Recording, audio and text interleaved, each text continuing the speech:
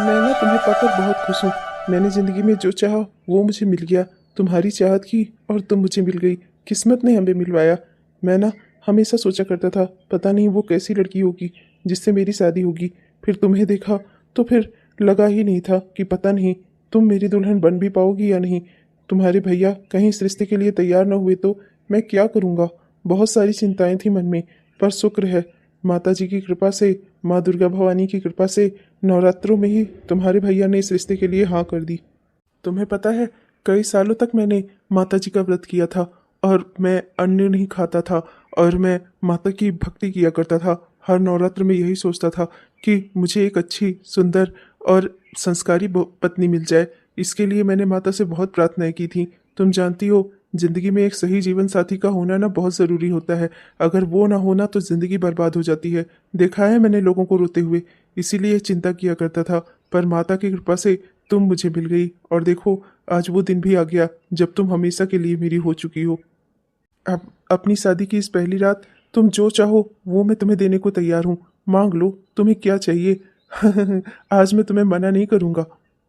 मुझे ना बस आपसे एक ही चीज़ चाहिए। ज़िंदगी में चाहे उतार चढ़ाव कुछ भी आए, आप हमेशा मेरे साथ रहिएगा। जैसे आप कह रहे हैं ना, जीवन में एक सही जीवन साथी का होना ना बहुत ज़रूरी होता है। अगर जीवन साथी गलत हो तो पूरी उम्र रोते रोते ही बीत जाती है। मैं बस आपसे यही चाहती हूँ, ज़िंदगी में मुश्किलें भी आएंगी, लड़खड़ाहट भी होगी, सब कुछ होगा। बस मैं ये चाहती हूँ कि आप हमेशा मेरे साथ रहें। कभी हम एक दूसरे से नाराज़ ना हो, कभी हम एक दूसरे के खिलाफ ना हो। बाकी दुनिया चाहे जो भी हो, जैसा भी हो, हम सब बर्दाश्त कर लेंगे। हमारा रिश्ता सब कुछ झेल लेगा।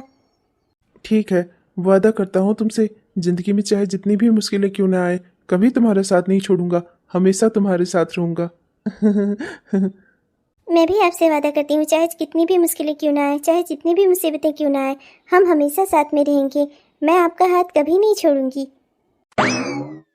माँ, बड़ी भाभी के पापा की तबीयत ठीक नहीं है, इसीलिए वो अपने मायके चली गई हैं। तो अब मैं फटाफट से सब्जियां काट देती हूँ और जल्दी से आटा गूंथ देती हूँ। जल्दी से खाना बन जाता है ना माँ?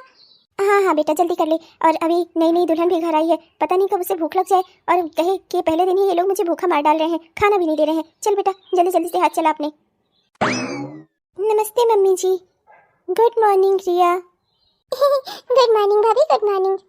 खुश रहे बहू, खुश रहे। और बेटा इतनी सुबह सुबह क्यों उठ गई तू? अभी तो तुझे आराम करना चाहिए था। शादी की भागदौड़ी में वैसे भी कितना समय हो गया तुझे, कितना थक गई होगी तू। और उठते ही यहाँ किचन में क्यों आ गई? हम बस अभी खाना पीना बनाकर ला ही रहे हैं बेटा, जा तू आराम कर ले।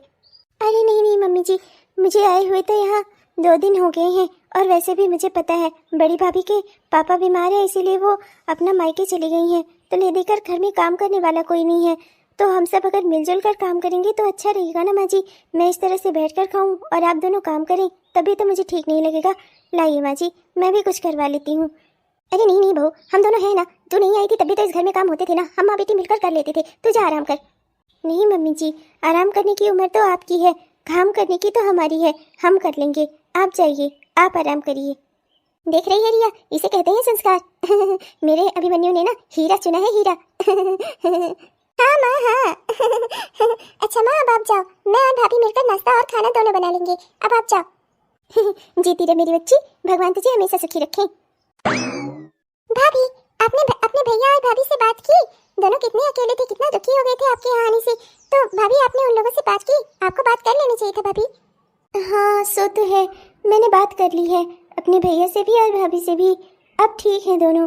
क्या है ना कि हमेशा उसी घर में रहकर बड़ी हुई हूँ मैं। मेरे भैया ने मुझे अपनी बेटी की तरह पाला है, इसीलिए उन्हें बहुत दुख हो रहा था।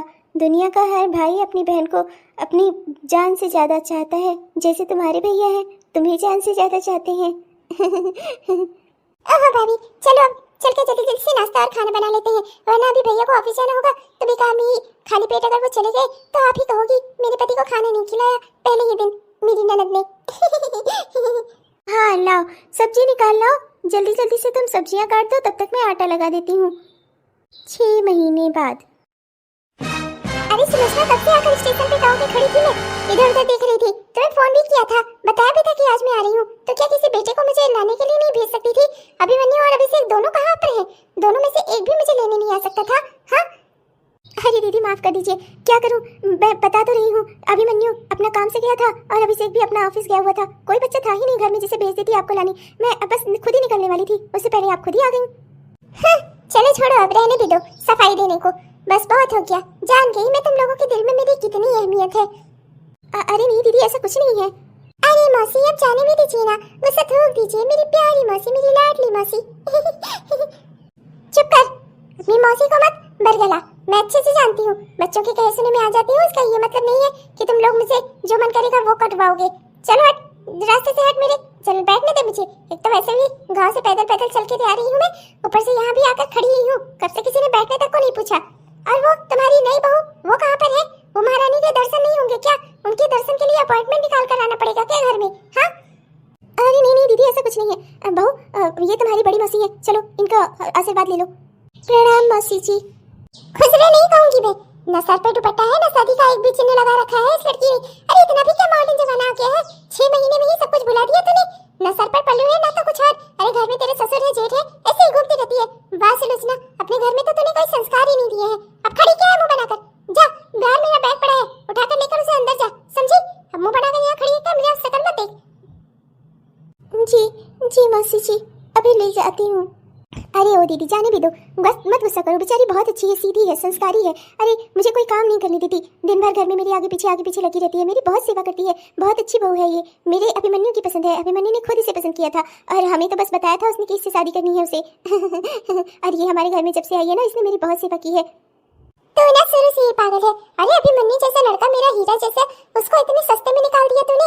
मोहल्ले भर से सुनती आ रही हूँ, ना उन लोगों ने दान दहेज में 1 भी रुपया दिया है, ना ही तो लड़की ही कुछ लेकर ज्यादा सामान आई है, और तू है कि इसी में उछले जा रही है, सेवा कर रही है, सेवा कर रही है। अरे क्या फायदा ऐसी सेवा का? अरे घर में कुछ सामान होता, कुछ पैसे आए होते, तब समझ में आता।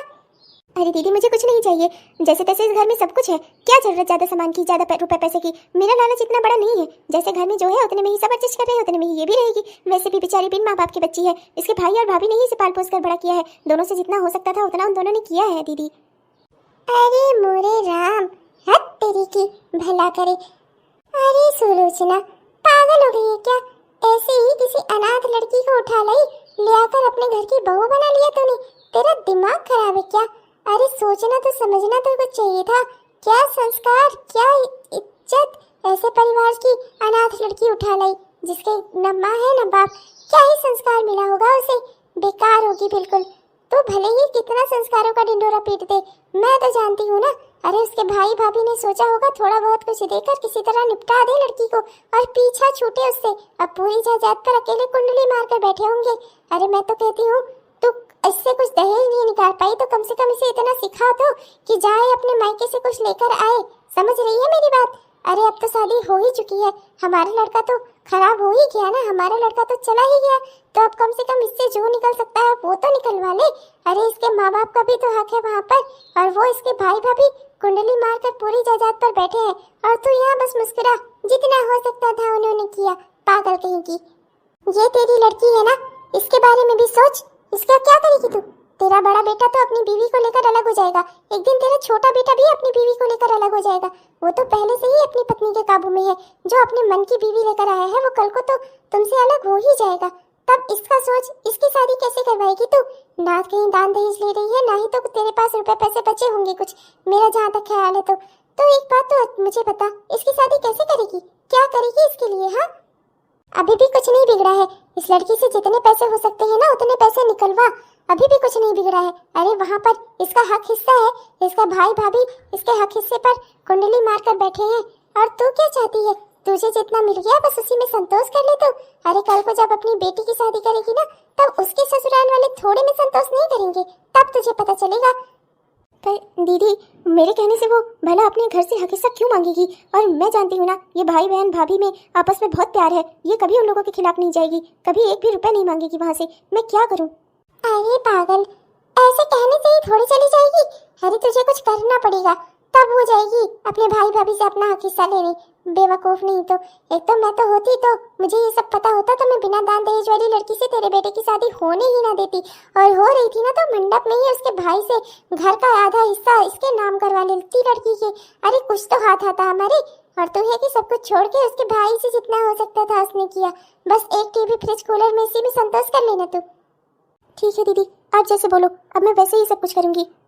क्या है ना कि मुझे कल अपने घर निकलना है, तो मैं तुम माँ बेटी को जो बता रही हूँ ना वैसे वैसे ही करना। मैं यहाँ पर होती तो तुमसे अच्छे से सब कुछ करवा पाती, पर क्या करूँ, घर पर वहाँ मेरी बहू बैठी है ना, उसे भी तो अकेले नहीं छोड़ सकती मैं। कहीं मेरे बेटे को उसने ज्यादा फंसा लिया तो। मैं इसीलिए अपने बहू बेटे के सर पर सवार रहती हूँ। बहू बेटे को एक नहीं होने देती मैं, जिससे मेरा बेटा मेरे काबू में रहे। तुझे तो ये सब गुण आता ही नहीं है। तू एकदम बेकार है, सही बता रही हूँ मैं। अब जैसे जैसे कह रही हूँ ना वैसे वैसे ही करना, अपनी बुद्धि मत लगाना, मेरी बुद्धि से ही चलना, सब ठीक होगा। जी दीदी। Hello hello. हाँ भाभी। जी भाभी। नहीं भाभी, मैं अपना पूरा ख्याल रख रही हूँ। हाँ, और मेरे होने वाले बच्चे का भी। हाँ, अरे यहाँ घर में सब बहुत अच्छे हैं, मेरा बहुत ख्याल रखते हैं। हाँ मैं बहुत खुश हूँ भाभी। और मेरा मुन्ना कैसा है? हाँ, अपनी बुआ को याद तो करता है ना? हाँ भाभी। अच्छा अच्छा ठीक है भाभी, मैं फ़ोन रखती हूँ। ज़रा जल्दी से किचन का काम समेट लो। क्या है ना कि बड़ी भाभी अपने मायके में ही है अभी तक, वो यहाँ आई नहीं है, तो घर में बहुत सारे काम भी हैं। तो ये अभी ऑफिस जाएंगे, भैया भी ऑफिस जाएंगे, तो सबके लिए खाना भी बनाना है ना। नहीं नहीं, मैं ज़्यादा कुछ नहीं करती। मेरे साथ तो माँ जी और बच्ची दोनों लोग मिलकर, रिया बच्ची दोनों लोग मिलकर खाना बनवाती हैं। हाँ अच्छा भाभी, नमस्ते। अरे रिया बच्ची, वो जरा फ्रिज से शिमला मिर्च ले आकर काट देना। तो आज मैं दिल कर रहा है शिमला मिर्च की सब्जी बनाने का, शिमला मिर्च की सब्जी बना लेती हूँ। ओ भाभी, बस बहुत नहीं हो गया? एक आध बार इतने महीनों तक आपके साथ मिलकर काम करवा लिया, तो क्या पूरी उम्र में आप मेरे साथ ही काम करवाओगी? अरे मेरी कॉलेज है, अपनी पढ़ाई लिखाई है, यूँ आपकी तरह किचन में घुसने के लिए फ्री नहीं हूँ मैं। आपके पास काम ही क्या है? पढ़ाई लिखाई छोड़कर तो आपने शादी कर ली है, तो घर के काम भी नहीं होते आपसे? अरे कम से कम घर का काम तो सीख लीजिए अच्छे से करना। मुझसे शिमला मिर्च मांगकर कटवा रही है, मैं कुछ नहीं काटने पीटने वाली। आपको जो करना है करो, और हाँ, जल्द से जल्द 9 बजे तक खाना बनाकर तैयार कर दो। पहले आपके साथ काम करा लिया करती थी तो अलग बात थी, पर क्या पूरी जिंदगी मैं ही आपके साथ खाना बनवाऊंगी? आपका तो लगता है हाथ पैर ही खत्म हो गया है, दूसरों के भरोसे ही रहती हो आप हरदम, कामचोर कहीं की। रिया, ये कैसे बात कर रही हो तुम मुझसे? तुम्हारी बड़ी भाभी हूँ मैं। सही तो कह रही है मेरी बच्ची, क्या गलत कह रही है? तेरी तरह पढ़ाई लिखाई छोड़कर घर के काम में लग जाए, जिससे तेरी तरह ही आगे चलकर उसे भी चूल्हा चौका ही संभालने को मिले बस। अरे कम से कम पढ़ लिख कर इंसान को अपने पैरों पर तो खड़ा होना चाहिए, किसी काबिल तो बनना चाहिए कि उसे बिठा कर ना खिलाना पड़े घर में। बड़ी आई है बोलने। सही कह रही है मेरी बच्ची, अब वो किसी के साथ काम नहीं करवाएगी, तुझे इस घर के काम अकेले ही करने होंगे। अरे घर तेरा है, घर की बहू है तू, बहू वाले फर्ज नहीं निभा सकती? घर में काम करना, घर के लिए रोटी पानी बनाना तेरे लिए इतना भारी पड़ रहा है? अरे जाकर देख बाहर, बहुएं पूरा पूरा 8-10 आदमियों का घर संभाले रखती है, और तेरे यहाँ तो लोग भी कम है, इतने का ही काम नहीं हो रहा है तुझसे। और घर ही हमारा कितना बड़ा है जो सफाई करते हुए मरी जा रही है तू। बड़ी आई है। माँ जी, मुझसे कोई गलती हुई है क्या? आप लोग मेरे साथ ऐसा बर्ताव अचानक से क्यों कर रहे हैं? माँ जी, आप तो जानती हैं ना मैं माँ बनने वाली हूँ, और डॉक्टर ने मुझे आराम करने को बोला है। थोड़ा बहुत काम मैं करवा सकती हूँ, पर इतने सारे मैं कैसे करूँगी माँ जी? वो सब हमें नहीं पता, समझी? अपना घर संभालना हर औरत की जिम्मेदारी होती है। मैंने क्या बच्चे नहीं पैदा किए हैं? तो बच्चे पैदा करती थी तो क्या दिन रात बेड पर लेटी रहती थी? और लेटी रहेगी ना तो ऑपरेशन से ही बच्चे होंगे, तब समझ में आएगा तुझे। बड़ी आई है, ये रही कि बुजुर्गों की सलाह मान ले, बड़ा आया है। और एक काम कर, क्यों नहीं करती? बच्चे को लेकर अपने होने वाले बच्चे के साथ ही अपने मायके ही चली जा, तेरी भाभी तेरा ज्यादा अच्छे से ख्याल रखेगी। वहाँ लेट कर आराम करना, बिस्तर से मत उठना। देखती हूँ तेरी भाभी कितना दिन बिठा कर खिलाती है तुझे। चल बेटी यहाँ से, इसके मुंह कौन लगे? और 9 बजे तक खाना बनाकर तैयार कर देना। मेरे दोनों बेटे अगर बिना खाए पिए ऑफिस चले गए ना, देखना फिर दिन भर तुझे भी खाना नहीं खाने दूंगी मैं। ये माँ जी, और रिया को क्या हो गया अचानक से? ये दोनों मुझसे ऐसी कैसी बातें कर रही हैं? मैंने ऐसा भी क्या गलत कर दिया है? मुझे समझ नहीं आ रहा, इन लोगों का व्यवहार मेरे प्रति अचानक से बदल कैसे गया? मैं इस हालत में अपनी, अब मैं कहाँ जाऊंगी, कैसे क्या करूं?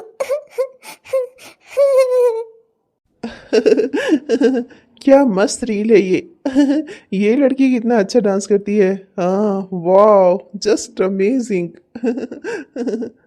ये तो अपना रील देखने में बिजी है। सुनिए, मुझे आपसे कुछ बात करनी है, सुनिए। हाँ हाँ बोलो, मैं सुन रहा हूँ, बताओ। आप सुन नहीं रहे हैं, आप रील देखने में बिजी हैं। देखिए, 2 मिनट की बात है, मेरी बात जरा ध्यान से सुन लीजिए। मैं कई दिनों से परेशान हूँ, अगर इतनी परेशानी ना होती तो आपसे मैं ना कहती। प्लीज प्लीज मेरी बात सुन लीजिए। पूरा ना मूड खराब कर देती हो। क्या है, क्यों टेस्ट में बहा रही हो? फिर तुम्हें कोई हार्मोन वाली समस्या हुई होगी ना, तुम्हारी डॉक्टर ने बताया है तुम्हें ना मूड स्विंग्स होते हैं, इसलिए मैं ज़्यादा परेशान नहीं होता। वैसे बताओ क्या बात है, अब क्यों परेशान हो तुम? अब क्या हो गया, कहाँ आग लग गई? मेरा तो कोई सुनने वाला नहीं है। अपने भैया भाभी को बताकर मैं दुखी नहीं करना चाहती, और आपके घर वाले मेरे साथ जो कर रहे हैं आप सुनना नहीं चाहते। आज की बात है माँ जी और रिया मुझसे सिर्फ काम ही करवाते हैं, मुझे कोई इस घर में बैठने उठने को भी नहीं देता। उन लोगों का व्यवहार मेरे प्रति बदलता जा रहा है दिन ब दिन। मैं समझ नहीं पा रही हूँ आखिर मुझसे गलती क्या हुई है।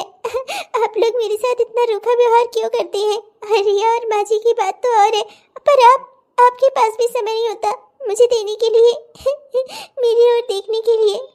आपके होने वाले बच्चे की माँ बनने वाली हूँ मैं, पर आप। अरे तो इसमें मैं क्या करूं? दुनिया की हर औरत माँ बनती है, तुम भी माँ बन रही हो, इसमें कौन सी बड़ी बात है? दुनिया की और औरतें बच्चे नहीं पैदा करती क्या? तुम ना इतना नौटंकी कर रही हो जैसे लग रहा है कि तुम दुनिया की कोई अनोखी माँ हो। तुम्हारे भैया भाभी ने ही ना तुम्हें बिगाड़ दिया है, सर पर बिठा कर रखा था तुम्हें, इसलिए हरदम हरदम तुम इस तरीके से परेशान होती हो और दूसरों को भी करती हो। अरे मेरी बहन और मेरी माँ ने तुम्हारे साथ ऐसा भी क्या कर दिया है? रोज उनकी शिकायतें सुनाती रहती हो मुझे। अरे आदमी चैन सुकून से घर में 2 पल की सांस नहीं ले सकता क्या? ऑफिस से इतना थका हारा घर आओ, ऊपर से घर आकर तुम्हारी टैट है। तंग आ गया हूं मैं अपनी इस जिंदगी से। दोबारा मुझे परेशान मत करना, सोने जा रहा हूं मैं।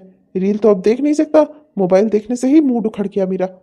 अरे पर मेरी बात तो सुनिए।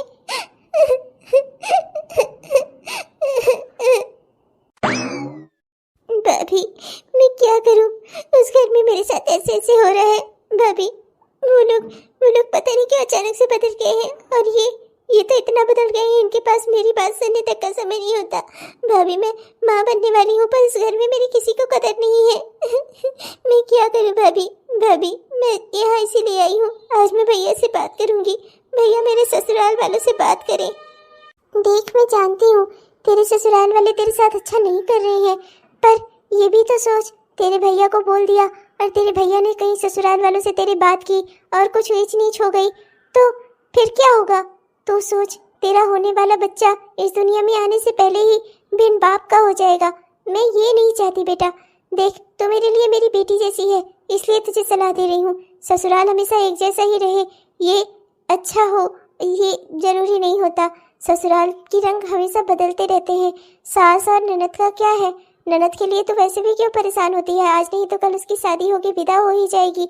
और जहाँ तक तेरी सास का सवाल है, अब तो वो तो तुझसे बड़ी है ना, जो थोड़ा बहुत बोल दिया करे उसे सुन लिया कर। मैं तो तुझसे यही कहूँगी, अपना घर बचा, अपने होने वाले बच्चे के लिए कम से कम परिवार तो रख। कहीं ऐसा ना हो कि तेरा बच्चा इस दुनिया में आए तो उसे सिर्फ माँ का प्यार मिले, पिता का नहीं।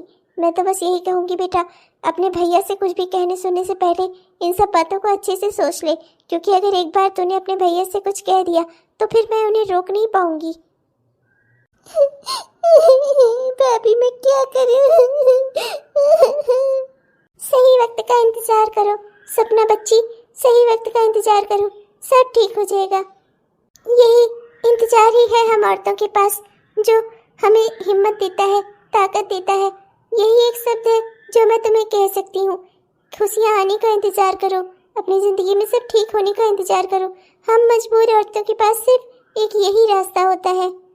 1 साल बाद मेरे घर आई एक नन्ही परी, मेरी लाडो मेरी प्यारी बेटी। अरे ओ महारानी, अभी तेरा पेट नहीं भरा आराम कर करके? अरे कितना आराम करेगी तू? इसी आराम की वजह से ऑपरेशन से ये बेटी पैदा हुई है तुझे। तेरे यही कर्म है, हरदम जो बेड पर बैठी रहती है ना, इसी का ये सब नतीजा है। महारानी नहीं तो अब घर में खाना वाना नहीं खाया जाएगा क्या? अरे बेटी पैदा हुए 6 महीना हो चुका है, अब और कितना समय लेगी तू? हाँ माँ जी, मेरी बच्ची बस अभी अभी ही सोई है, बहुत तेज बुखार था इसे, तबीयत ठीक नहीं थी इसकी, बस इसीलिए जैसे तैसे करके सुला पाई हूँ। मैं इसे अभी थोड़ी देर में आराम करा कर फिर आ जाऊंगी आपके पास। चुप, बड़ी आई है, बेटी तक नहीं संभाल पा रही यार, अपनी जिंदगी में करेगी क्या तू? ना ठीक से पढ़ लिख पाई, ना तो अपनी घर गृहस्थी ही संभाल पाई, अब चली है माँ बनने, वो एक काम भी नहीं हो रहा है तुझसे। नालायक निकम्मी कहेगी, किसी लायक नहीं थी तू। मेरे बेटे की तो जिंदगी बर्बाद हो गई तुझसे शादी करके। अरे अच्छा होता तो पैदा होते ही अपने माँ बाप के साथ मर गई होती इस दुनिया से, ना इस दुनिया में आती ना ये सब कुछ होता। ऊपर से मेरे बेटे के सर पर मर्दी आकर और पैदा कर दी अपनी एक बेटी जो है घर में, वो भी निकल जाए, लेकर तो तुझे कुछ आना नहीं था। नहीं तो क्या माँ, इसी बिटिया के बहाने हरदम इसको गोदी में लेकर बैठी रहती है, कोई काम ना करना पड़े इनको आराम से। चल उठकर घर के काम कर, वरना तेरी इस बेटी को उठाकर ना मैं फेंक ही दूंगी आज। नहीं प्लीज माँ जी, ये आप लोग क्या कर रहे हैं? पहले तो आप लोग कभी ऐसे नहीं थे माँ जी, अचानक से आप लोगों को क्या हो गया है? माँ जी मेरी बच्ची को छोड़ दीजिए। मुझे जान रही हूँ ये सब इस वजह से है ना, क्योंकि बड़े भैया और भाभी इस घर से अलग हो गए हैं। माँ जी मैं ऐसा कभी नहीं करूँगी, मैं वादा करती हूँ। प्लीज प्लीज मेरी बच्ची को छोड़ दीजिए। चुप, तू बेवकूफ है। ये सब हम इसलिए नहीं कर रहे हैं, हम इसलिए कर रहे हैं क्योंकि अब हमें पूरा यकीन हो गया है कि तुझसे हमें कुछ नहीं मिल सकता। अरे पहले हमने तेरे साथ बुरा बर्ताव शुरू किया, हमें लगा तब तो कुछ समझ जाएगी, पर तू नहीं समझी। हम सब रुके रहे, हमने सोचा तू माँ बनने वाली है, कम से कम एक पोते का मुंह तो मुझे दिखाई देगी, पर तुझसे तो वो भी नहीं हुआ। बेटी पैदा करके रख दी तूने, पोती दे दी मुझे। मुझे पोती नहीं चाहिए थी, समझ में आई तुझे? मुझे पोता चाहिए था, पर दिया क्या तूने? पोती। एक तो कुछ लेकर नहीं आई, ऊपर से जो घर में है वो भी सब निकाल ले तू। इसलिए एक खर्चे पे खर्चा बढ़ा दिया तूने। मुझे ना इस लड़की की कोई जरूरत नहीं थी, तेरी वजह से अब इसे पालना पड़ रहा है, ये मजबूरी है मेरी। समझ में आई तुझे? माँ जी ऐसा क्यों कह रही हैं? रिया बच्ची भी तो एक बेटी ही है ना माँ जी, आपकी भी तो एक बेटी है, फिर बेटी के बारे में आप ऐसे कैसे बोल सकती हैं? हेलो, मैं अपनी माँ की बेटी हूँ और तुम्हारी बेटी ना सिर्फ तुम्हारी बेटी है। मेरे भैया के पास क्या खजाना गड़ा हुआ है जो बेटी पैदा करती तुमने आते ही बेटी पैदा कर दी? हाँ, एक तो खुद भी कोई दान दहेज लेकर नहीं आई हो, मुझसे तो अपनी बेटी की बराबरी करना ही मत। मैं इस घर की बेटी हूँ और तुम्हारी बेटी ना तुम्हारी बेटी है, समझ में आई तुम्हें? और नहीं तो क्या, भिखारा ने पूरा परिवार देखा नहीं? इस बिटिया के पैदा होने पर इसका भाई क्या लेकर आया था? एक चांदी का कंगन और एक सोने की लॉकेट, बस हो गया इतने में। घर भर का कपड़ा, बस खत्म। ये नहीं कि एक आध बीघा जमीन कुछ इसकी लड़की के नाम कर देता, पूरा हक हिस्सा इसका सब पे कुंडली मारकर बैठ गया है इसका भाई। इसे ना कुछ नहीं मिलने वाला उस घर से। अरे बेवकूफ औरत, कम से कम अब तो समझ, एक बेटी तेरे भी है, कल को इसका खर्चा कहाँ से उठाएगी तू? कैसे करेगी इसका ब्याह? अब चुपचाप से, अब मैं तुझे सही समझा रही हूँ, अपने घर चली जा और अपने भैया और भाभी से अपना हिस्सा मांग, समझी? तेरे माँ बाप तो है नहीं, तो तेरे भैया और भाभी तुझे तेरा हक हिस्सा देंगे। मैं जी मैं ऐसा नहीं कर सकती, मेरे भैया ने मुझे पिता की तरह पाला है, मेरी भाभी ने मुझे माँ बनकर पाला है, मैं उनसे हक हिस्सा नहीं माँ जी, मैं ऐसा नहीं कर सकती। वो दोनों मेरे लिए मेरे माँ बाप समान है, मैं ऐसा नहीं कर सकती माँ जी। तो फिर सहो, इस घर में जो हो रहा है ना सहो फिर से। देखो देखती हो तुम कितने दिन टिकती हो यहाँ पर, मत मांगो हक हिस्सा, रहने दो ना सब पे कुंडली मारकर बैठने दो अपने भाई भाभी को, फिर देखो देखो हम तुम्हें यहाँ कितने दिन तक टिकने देते हैं। माँ जी मैं आके आके हाथ जोड़ती हूँ, मेरी बच्ची मुझे वापस कर दीजिए, वो रो रही है। माँ जी इस बात पर तो रहम करिए, ये बेटी मेरी अकेले की नहीं है, आपकी बेटे की भी बेटी है ये, वो इसे कितना चाहते हैं और आप चाहता तो वो अपनी माँ को भी है। एक बात अच्छे से समझ ले, अगर अपना हक हिस्सा लेकर अपने घर से नहीं आई ना तो देखना फिर मैं तेरा क्या करूंगी। इस घर में तो हर दिन टॉर्चर पर टॉर्चर बढ़ता ही जा रहा है, अब मुझे कुछ ना कुछ करना होगा, मुझे आज उनसे बात करनी होगी। उन्हें तो इस बारे में कुछ पता ही नहीं है, नहीं तो वो सुनना ही चाहते हैं, उनके पास समय ही कहाँ होता है। पर आज मैं उनसे बात करूंगी। अब सहना सर से ऊपर हो रहा है मेरे, अब मैं सह नहीं पाऊंगी और आज तो बात मेरी नन्ही सी परी की जिंदगी पर आ गई। बस अब मैं इससे ज्यादा और बर्दाश्त नहीं कर सकती। माँ जी की हिम्मत कैसे हुई मेरी बच्ची को इतने ऊपर हवा में उठाने की और फेंकने की धमकी देने की? कल को गुस्से में अगर उन्होंने कुछ कर दिया तो फिर क्या कर लूंगी मैं? अरे बहू अगर तू हमसे अलग होना चाहती है ना तो वैसे ही अलग हो जा, इतना झूठा झूठा इल्जाम मत लगा मुझ पे। बेटा अभिमन्यु, अगर मैं चाहती इससे दहेज मांगना चाहती तो क्या मैं इतने सालों तक रुकी रहती? अरे अब मेरी पोती हो गई है, मैंने तो तेरी पसंद को खुशी खुशी एक्सेप्ट कर लिया, पर ये हम लोगों को एक्सेप्ट नहीं कर पा रही है। जब से अभिषेक मेरा बड़ा बेटा हम लोगों से अलग हुआ है ना तब से ही इसे लग रहा है कि ये भी अगर हम लोगों से अलग हो जाएगी तो मेरी बेटी के खर्चे से और हमारे खर्चे से मुक्त हो जाएगी। इसे लगता है हम इसकी आज़ादी पर रोक लगा रहे हैं, इसीलिए ये सब कर रही है। अरे बहू तुझे अलग होना है तो खुशी खुशी हो जा, मैं तुझे नहीं रोकूंगी, पर कम से कम मेरे बेटे की नजरों में मुझे गिरा तो मत। अरे ये मेरी पोती है, मेरे बेटे की निशानी है, मैं भला इसे कोई नुकसान क्यों पहुंचाना चाहूंगी? बस भाभी इतना आपको करते हुए लज्जा नहीं आ रही है? मेरी माँ आपको कितना मानती है, हमने खुशी खुशी आपको इस परिवार में शामिल किया, मैंने आपको भाभी माना और मेरी माँ ने आपको अपनी बेटी की तरह रखा, और आप मेरी माँ के ऊपर इतना झूठा झूठा इल्जाम लगा रही हैं बस इसलिए कि आपको मेरी माँ और मेरे खर्चे से मुक्ति मिल जाए। माँ इनसे कह दो भैया आप भाभी को लेकर अलग हो जाओ, हमें भाभी पर बोझ नहीं बनना, अगर भाभी को हमारे साथ नहीं रहा जा रहा है तो हमें भी नहीं रहना। अरे ये तो मेरी प्यारी सी भतीजी है, इसकी बुआ हूँ मैं, भला मैं इसे नुकसान कोई क्यों पहुँचाने चाहूंगी? और मैं भी तो अपनी माँ की बेटी हूँ, अगर माँ बेटियों से नफरत करती तो मैं कैसे हूँ इस दुनिया में? हाँ मैं सच कह रही हूँ, माँ जी ने मेरी बेटी को हवा में उठाया और इसे फेंकने की धमकी दी, और वो मुझसे कह रही है कि मैं अपने घर जाऊं और अपने भैया भाभी से अपना हक हिस्सा मांगू। मैं सही कह रही हूँ, मैं ये नहीं करती, इसी वजह से माँ जी मुझ पर आए दिन नाराज रहती हैं। अब तो हालात इतने खराब हो गए हैं कि मुझे खाना बनाने के लिए चाहे मेरी तबीयत खराब रहे चाहे जैसे भी हो मुझे घर के काम करने ही पड़ते हैं। अरे बहू क्या मैंने तुझे मारा? कभी तुझे मारा पीटा? अरे अगर दहेज मांगने के लिए मैं इतना उतावली होती तो तुझे मारती पीटती ना मैं, और तेरे शरीर पर तो कहीं एक भी निशान नहीं है।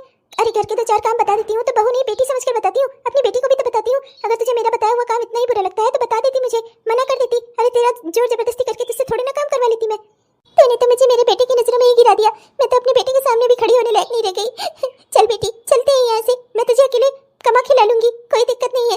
मैं अपने बेटे और बहू पर बोझ नहीं बनना चाहती। ये लोग अपनी जिंदगी जिए आराम से। मैंने पैदा किया है तुझे, मैं तेरा खर्चा उठा लूंगी, तेरा शादी ब्याह भी कर लूंगी। अभी से एक अलग हो गया तो क्या मैं जी नहीं रही हूँ? सोचा था अभिमन्यु मेरा बेटा मुझे बहुत मानता है, मेरे लिए मेरा लाडला है ये। पर ठीक है, कोई बात नहीं, रहे अपना अपनी पत्नी और अपनी बेटी के साथ सुखी से रहे, मुझे कोई दिक्कत नहीं है। मैं नहीं चाहती मेरी वजह से इन दोनों की जिंदगी में कोई दुख आए। माँ, मैं ही आप पर बोझ बन गई हूँ। मैं जल्दी ही कोई नौकरी देख लेती हूँ। मैं अपनी पढ़ाई के साथ साथ नौकरी भी कर लूंगी, आप चिंता मत करो माँ। बस, किसी को कुछ करने की जरूरत नहीं है। अब जो भी है, मुझे लगता है कि शायद कोई गलतफहमी हो गई है, जो गलतफहमी धीरे धीरे ठीक हो जाएगी। कोई दिक्कत की बात नहीं है, किसी को कहीं जाने की जरूरत नहीं है। माँ, ऐसा कुछ नहीं है, मैं आपको गलत नहीं समझ रहा हूँ। मैं तो बस बस क्या बेटा, पत्नी के कहे में आकर तूने अपनी माँ से पूछताछ तो कर ही ली ना, तो मतलब कहीं ना कहीं तुझे लग ही गया कि तेरी माँ ऐसा कर सकती है। आज बहू तूने मुझे मेरे बेटे की नजरों में गिरा दिया, कहीं की नहीं रही मैं सच बोल रही हूँ। माँ जी, आप झूठ क्यों बोल रही हैं? बस, बहुत हो गया, बहुत सुन ली तुम्हारी बकवास। खबरदार, जो अब मेरी माँ और बहन पर एक भी इल्जाम लगाया तो। सही बात है ये, मैंने लव मैरिज की, तब पर भी मेरी माँ ने खुशी खुशी तुम्हें एक्सेप्ट किया। इस घर ने तुम्हें अपनाया, पर तुम हमें अपना नहीं पा रही हो। अभिषेक भैया को अलग जो हो गए हैं हम लोग से, ये देखकर तुम्हें जलन हो रही है। तो एक बात तुम्हें बता दूं, अभिषेक भैया थे वैसे, वो माँ के बगैर रह सकते हैं और अपना हक हिस्सा लेकर एक किनारे रह सकते हैं, वो होंगे ऐसे। पर मैं ऐसा नहीं हूँ। मैं अपनी माँ को बहुत मानता हूँ। मेरी माँ और मेरी बहन मेरा परिवार है, मैं इन्हें छोड़ नहीं सकता, समझी तुम? और अगर तुम्हारे मन में ऐसी कोई गलत बात आ रही है ना, तो उसे यहीं दबा दो, तुम्हारे लिए अच्छा होगा। ये मेरा परिवार है और मैं अपने परिवार के साथ ही रहूंगा। अगर तुम चाहती हो कि तुम मेरे साथ खुश रहो, तो तुम्हें भी इन्हें दिल से अपनाना होगा, जैसे इन्होंने तुम्हें अपनाया है, समझी तुम? आपको भी मैं ही गलत लग रही हूँ, मैं सच कह रही हूँ। पर आज मेरे सच को साबित करने वाला यहाँ कोई नहीं है। आपने कहा था जिंदगी में चाहे जितने उतार चढ़ाव हो मैं तुम्हारा साथ दूंगा, ये साथ दे रहे हैं आप मेरा। ये मेरी माँ और मेरी बहन है, ये झूठ नहीं बोल सकती, समझी तुम? और मुझे अब इस बारे में कोई और बहस नहीं करनी। मैं जा रहा हूँ, जल्दी से मेरे लिए खाना गर्म करके लाओ, भूख लग गई है मुझे। ऑफिस से थका हारा पति घर आए तो उसे खाना पानी खिलाया जाता है, यूँ उससे घर के मामलों पर बहस नहीं करवाई जाती। बहुत हो गया रोना धोना इस घर में, अब इस बात को लेकर यहाँ कोई बहस नहीं होगी, समझी तुम? कुछ हुआ नहीं ना, मेरे बेटे से शिकायत करने से क्या फायदा? तुझे एक बात अच्छे से बता दूं बहू, ये तेरा पति बाद में होगा, पहले है मेरा बेटा, समझी तो? माँ, पर भाभी ने बहुत गलत किया, इनकी हिम्मत कैसे हुई भैया से हमारी शिकायत करने की? इसके बदले में इन्हें तो मैं अच्छा सबक सिखाऊंगी। चल जाने भी दे, वो तो पहले से ही तेज में बाहर ही है। अगर तू सबक सिखाने पे आ गई तो पता नहीं इसका क्या ही होगा। किसी लायक नहीं रही मैं, अपनी जिंदगी में सब कुछ खो चुकी हूँ। एक प्यार के चक्कर में आकर मैंने जिस इंसान से शादी की, जिस पर भरोसा किया, आज वही मेरा नहीं है। अकेली होकर रह गई हूँ मैं। मेरे भैया सही कहते थे, पहले मुझे अपने पैरों पर खड़ा होना चाहिए था। मैंने अपनी जिंदगी में एक इंसान पर भरोसा करके बहुत बड़ी गलती कर दी। हेलो दोस्तों, आप सबको दिल से मेरा प्यार भरा नमस्कार। दोस्तों, अगर आपने हमारा यह वीडियो पूरा देखा और आपको पसंद आया तो कृपया वीडियो को लाइक जरूर करिएगा और अपने दोस्तों को, रिश्तेदारों को वीडियो को शेयर भी जरूर करिएगा। और हाँ दोस्तों, अपने प्यारे प्यारे से कमेंट्स भी हमें जरूर लिखिएगा। आपके प्यारे प्यारे कमेंट्स का ना हम दिल से इंतजार करते हैं दोस्तों। तब तक के लिए मैं चलती हूँ। मेरी आगे की कहानी में क्या होगा ये जानने के लिए आपको हमारा कल का वीडियो देखना होगा। तब तक के लिए मैं चलती हूँ, मिलूंगी आपसे कल के वीडियो में। तब तक के लिए बाय बाय।